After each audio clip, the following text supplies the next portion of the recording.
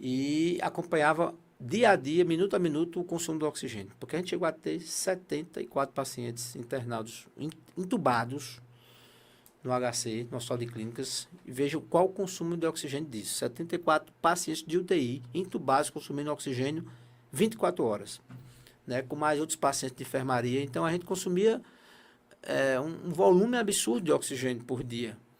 E a empresa que estava contratada naquele período, ela não conseguia acompanhar o volume do consumo, porque ele ia buscar oxigênio em Camaçari, na Bahia, né? Ia buscar oxigênio no Rio de Janeiro. Olá, meus amigos, você vai assistir mais um corte do podcast Papo Informativo. Não se esqueça de se inscrever em nosso canal, ativar o sininho de notificação e deixar o seu like. E compartilhe para os amigos assistir este vídeo. A noite do oxigênio teve essa também? Na verdade, durante a pandemia, e aí a gente eu sempre digo isso, que esses novos gestores, eu, Sebastião, Pedro II, a gente é fruto de um momento muito difícil que foi a Covid. Então, a Covid nos projetou, né, como gestores, porque a gente, naquele momento, conseguiu... o próprio Ari também já era médico nesse tempo da Covid. A gente conseguiu, na Covid, mostrar a capacidade de gestão, a capacidade de fazer gestão em momentos de crise. E a gente chegou num período da pandemia, na segunda onda, quando veio a Delta. Não sei se vocês se recordam, que houve aquele caos em Manaus, no norte do país, e essa nova cepa, ela veio com a violência muito grande. Então, as pessoas ainda não estavam devidamente vacinadas, outros com uma dose só. Então, a gente começou a ter realmente o maior peso da pandemia, que foi o período da segunda onda. Então, o Brasil não se preparou para a segunda onda. Nos preparamos para a primeira, mas achávamos que da primeira ali, a gente tinha certeza que teria novas ondas, porque a gente se preparou para isso. Mas boa parte do país e a própria indústria não se preparou para isso. Então, a gente chegou no momento da segunda onda de ter escassez de tudo. Escassez de máscara, escassez de medicamentos, de oxigênio. E o oxigênio ele é limitado. Então, eu me recordo que eu não dormia na pandemia. Não dormia, absolutamente não dormia. Porque eu queria saber todos os pacientes que eram regulados.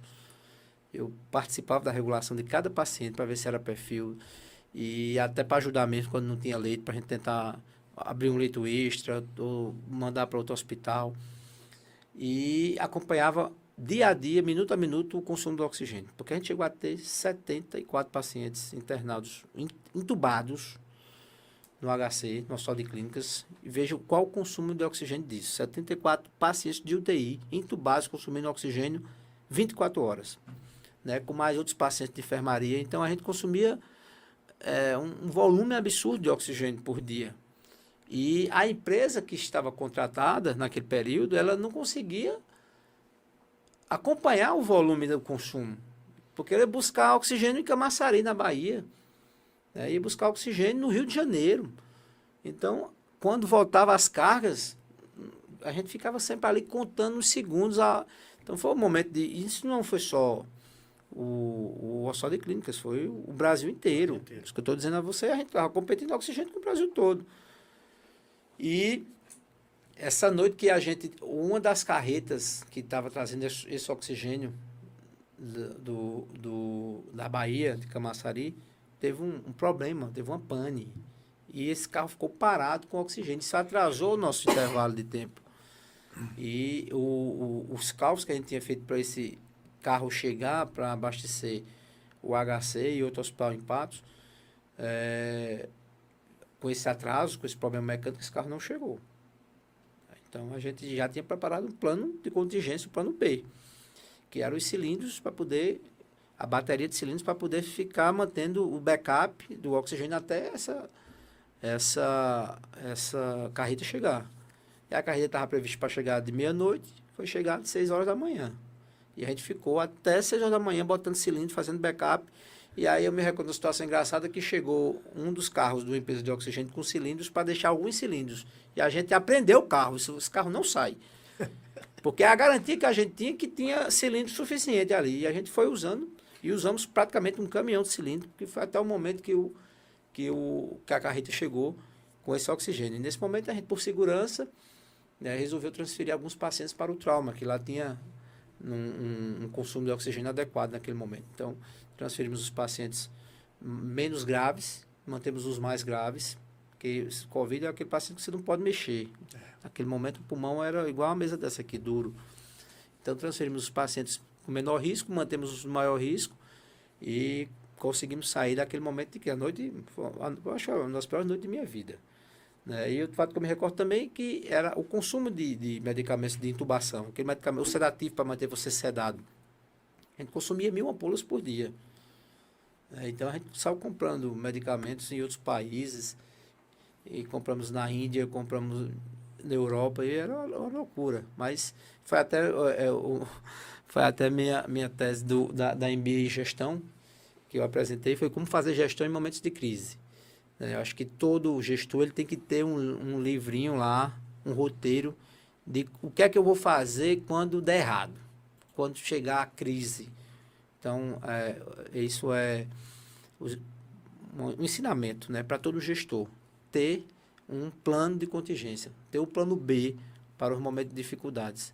E isso eu aprendi muito com a Covid e acho que foi o maior aprendizado para mim como gestor. E ali começou uma carreira de gestor, né? E ali eu aprendi a ser destemido e enfrentar os desafios, por maior que ele seja. Pois é, e a Covid, meu amigo, você ser forjado na Covid, aonde o mundo todo não estava preparado para aquilo. E, Ricardo, um fato importante, que na Covid eu não era só o diretor. Eu era o médico que passava visita, o médico que entubava paciente, eu era o médico que estava na UTI.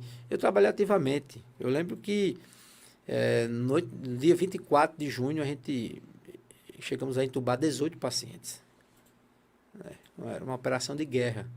E, às vezes, as pessoas me ligavam, a regulação dava um negado, que não tinha mais vaga. Aí o prefeito me ligava, o secretário de saúde, olha, pelo amor de Deus, estou com um paciente aqui na ambulância, não tem para onde ir. Aí os mande. Aí a gente ia montar um leito de UTI extra, aí fazia botavam na área vermelha, mas a gente nunca deixou de receber um paciente.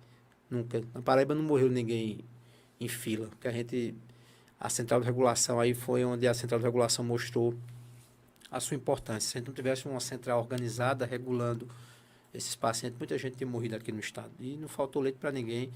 Graças a Deus foi assim, eu tenho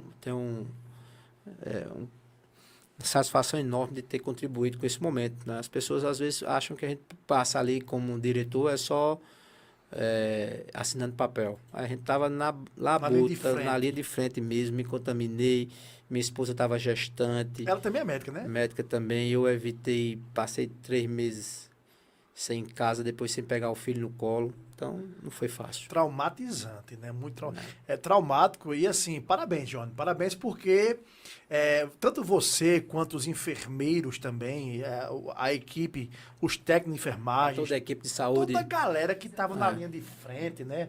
A Raquel também, o pessoal, todo mundo, os biomédicos, não vou deixar de sua categoria de fora, minha querida. Mas toda essa galera que enfrentou a Covid, eu quero fazer esse registro. Estão de parabéns. São guerreiros e merecem todo o respeito. Não por conta de política, nada disso. Isso. É por conta do exercício da profissão. Né? O exercício da profissão do médico é uma profissão que não é fácil. Você perder um paciente ali... E perdemos muitos amigos e colegas, né? Jovens. Perdemos. Eu vi um que estava na Facisa na época que eu fazia direito. E eu conheci ele de vista. Um jovem, ele até meio ruivo, morreu. Né? Um jovem assim... Foi algo que a morte ela não escolhe ninguém. Isso. Ela vai, ela vem, quando é a hora. Mas parabéns, né?